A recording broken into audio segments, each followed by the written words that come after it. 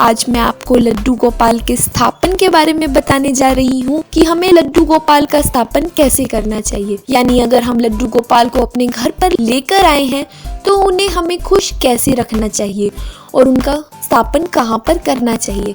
दोस्तों, उनको स्थापित करने के विशेष तरीके होते हैं जो मैं आज आपसे शेयर करने जा रही हूँ। जिस घर में लड्डू गोपाल का आगमन होता है तो वह घर सिर्फ उन लोगों का नहीं रहता, वह घर लड्डू गोपाल का भी हो जाता है। यानी हम लड्डू गोपाल के घर में रहते हैं।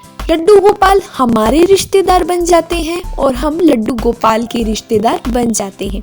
दोस्तों, लड्डू गोपाल हमारी आवश्यकताओं की पूर्ति करते हैं। हमें इस बात का विशेष ध्यान रखना चाहिए कि जब लड्डू गोपाल हमारे घर पर आते हैं तो हमें उन्हें परिवार के सदस्यों की तरह ही रखना चाहिए। यानी उनके सुबह का भोग, रात का भोग और दोपहर का भोग का विशेष ध्यान रखना चाहिए। हमारे घर में कुछ भी खाने की चीज़ आती है तो हमें सबसे पहले लड्डू गोपाल का भोग लगवाना चाहिए। दोस्तों, लड्डू गोपाल हमारे एक सदस्य की तरह ही रहते हैं। हमें विशेष तौर पर उन्हें हर रोज स्नान करवाना चाहिए और स्नान करवाने के बाद उन्हें शुद्ध कपड़े पहनाने चाहिए। पूर्णतः सच बात तो ये है कि अगर हम लड्डू गोपाल की पूजा अच्छे भाव से करते हैं या हम अच्छे भाव से भगवान को कुछ भी अर्पित करते हैं तो लड्डू गोपाल बहुत प्रसन्न होते हैं।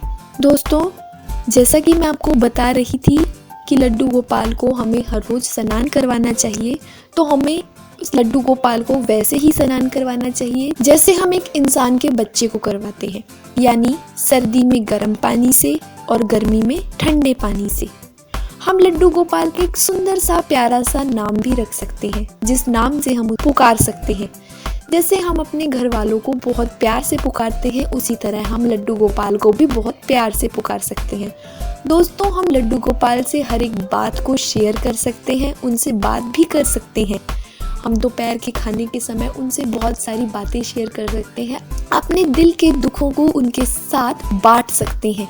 हम लड्डू गोपाल को लोरी भी सुना सकते हैं जैसे हम एक छोटे बच्चे को सुनाते हैं। दोस्तों, जितना प्रेम हम उनके साथ करेंगे उतना ही लड्डू गोपाल प्रेम हमारे साथ करेंगे। जब आप लड्डू गोपाल को घर पर लेकर आते हैं तो उनके अंदर भी प्राण प्रतिष्ठा हो जाती है। तो आप ये बिल्कुल भूल जाइए कि वह एक प्रतिमा है और उन्हें प्रतिमा समझने की गलती तो बिल्कुल भी ना ही करें। दोस्तों, जब लड्डू गोपाल घर पर आते हैं तो हमें उनके साथ वैसा ही व्यवहार करना चाहिए जैसे हम अपने घर के सदस्यों के साथ करते हैं। हर जन्माष्टमी पर लड्डू गोपाल की विशेष तौर पर पूजा की जाती है, लेकिन इसके साथ साथ हम लड्डू गोपाल का जन्मदिन भी बना सकते हैं। जैसे कि जिस दिन लड्डू गोपाल हमारे घर पर आए हैं हम उस दिन को विशेष तौर पर उनके जन्मदिन के रूप में बना सकते हैं। दोस्तों, हमें यह बात का ध्यान रखना चाहिए कि लड्डू गोपाल जब हमारे घर आते हैं तो उन्हें एक छोटे बच्चों की तरह रखना चाहिए। जैसे कि आप बाहर जाते हैं तो उन्हें अकेला नहीं छोड़ना चाहिए, ठीक वैसे जैसे हम अपने बच्चों को नहीं छोड़ते।